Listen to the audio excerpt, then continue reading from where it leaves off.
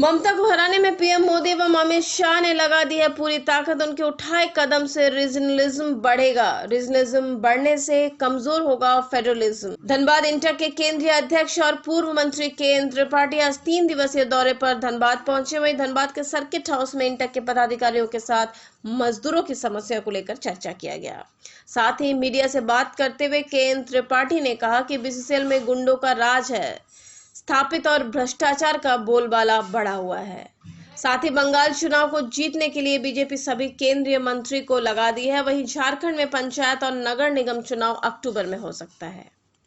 वहीं के त्रिपाठी ने कहा कि धनबाद में कोयले के टुकड़े को लेकर लाचार वर्चस्व स्थापित करने के लिए लगातार संघर्ष हो रहा है, जिसका जिम्मेवार केंद्र सरकार की गलत कानून है, जिसको लेकर इंटक और कांग्रेस आंदोलन कर रही है। बीसीसीएल अपना नीति में बदलाव करे, अन्यथा राष्ट्रीय कोयले मजदूर संघ इंटक आंदोलन करेगी। कोयला मजदूरों की हक की आवाज के लिए लगातार इंटक संघर्ष कर रही है। बीसीसीएल अपना रवैया सुधारे, अन्यथा इंटक आंदोलन करने पर विवश होगी। देखिए, हम लोग तो उसमें काम करने वाले वर्कर्स का संगठित और असंगठित मजदूरों का नेतृत्व करते हैं। भारत सरकार ने जो कानून बनाया है, जो पॉलिसी बनाई है, उसी पॉलिसी का देन है कि हर जगह मार काट मचा हुआ है। भारत सरकार एक नए शैली में, एक अलग कार्यक्रम में लगी हुई है। उसका है कि जितने भी पब्लिक सेक्टर हैं, सरकारी संस्थान हैं, उन संस्थानों को प्राइवेट लोगों के हाथ में दे दिया जाए जो सरकार के नेताओं के करीबी हों, भारत सरकार के नेताओं के करीबी हों, उनको दे दिया जाए। हमें लगता है कि वो लोग कुछ शेयर भी फिक्स करते होंगे उन कंपनियों में और उनको औने पौने दाम में सरकारी संपत्ति को दे देते हैं प्राइवेट लोगों को। ये जो प्रोसेस चल रहा है भारत में, यह बहुत ही खतरनाक है। भारत आर्थिक रूप से विपन्न हो जाएगा, कमजोर और गरीब हो जाएगा।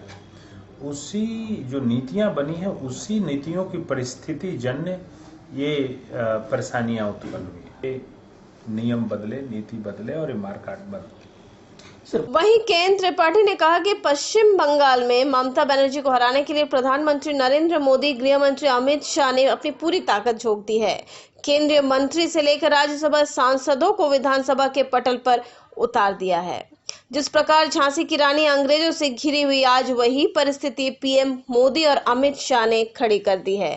ये कतई उचित नहीं है कि उन्हें अपनी मर्यादा नहीं भूलनी चाहिए। इससे रीजनलिज्म, क्षेत्रवाद बढ़ेगा। क्षेत्रवाद बढ़ने से संघवाद कमजोर होगा। बीजेपी की तो कार्यशैली को देख करके देश के लोग हतप्रभ हैं। अरे भाई, हम लोगों ने भी इस देश पर 70 वर्षों तक शासन किया है। हमारे एक से एक प्रधानमंत्री हुआ करते थे। प्रधानमंत्री मनमोहन सिंह थे। प्रधानमंत्री मनमोहन सिंह को तो कभी हम लोगों ने नहीं देखा कि इस तरह एग्रेसिव किसी मुख्यमंत्री को हटाने के लिए पूरी शक्ति झोंक दी जाए। सारे केंद्रीय मंत्रियों को, सारे लोकसभा राज्यसभा के सांसदों को विधानसभा में उतारा जाए कि जाके लड़के किसी तरह इसको हराओ।